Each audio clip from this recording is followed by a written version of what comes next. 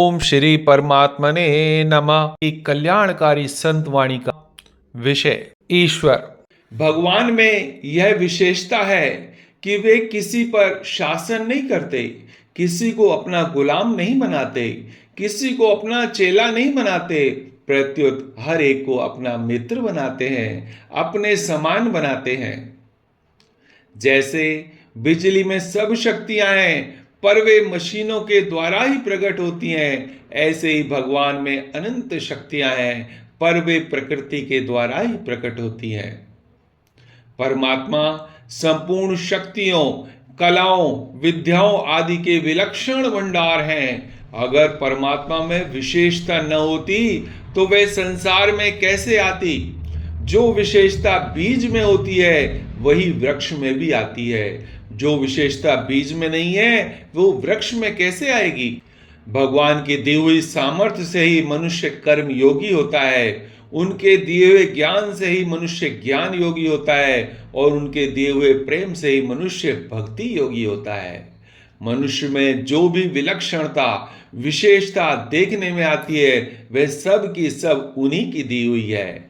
सब कुछ देखकर भी वे अपने को प्रकट नहीं करते, यह उनका स्वभाव है।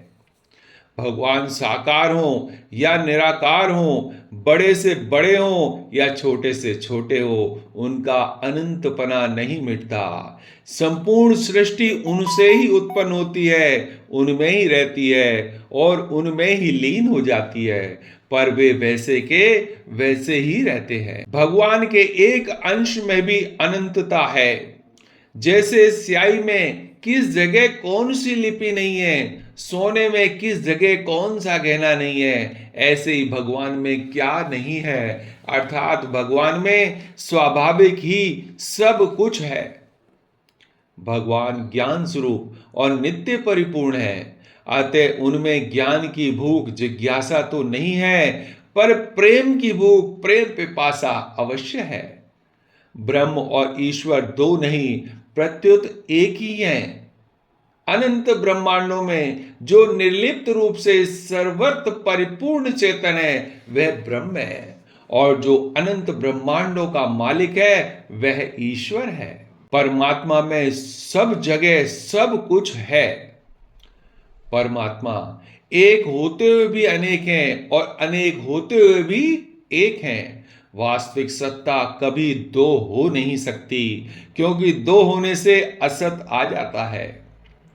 वास्तव में परमात्मा का स्वरूप समग्र है। परमात्मा में कोई शक्ति न हो ऐसा संभव ही नहीं है। अगर परमात्मा को सर्वथा शक्ति रहित माने तो परमात्मा एक देशीय ही सिद्ध होंगे। उनमें शक्ति का परिवर्तन अथवा आदर्शन तो हो सकता है, पर शक्ति का अभाव कभी नहीं हो सकता। शक्ति कारण रूप से उनमें रहती ही है, अन्यथा परमात्मा के सिवाय शक्ति प्रकृति के रहने का स्थान कहाँ होगा? भगवान का ही अंश होने के कारण हम भगवान से अलग नहीं हो सकते, उनको छोड़ नहीं सकते। सर्व समर्थ भगवान भी जीव से अलग नहीं हो सकते, जीव को छोड़ नहीं सकते।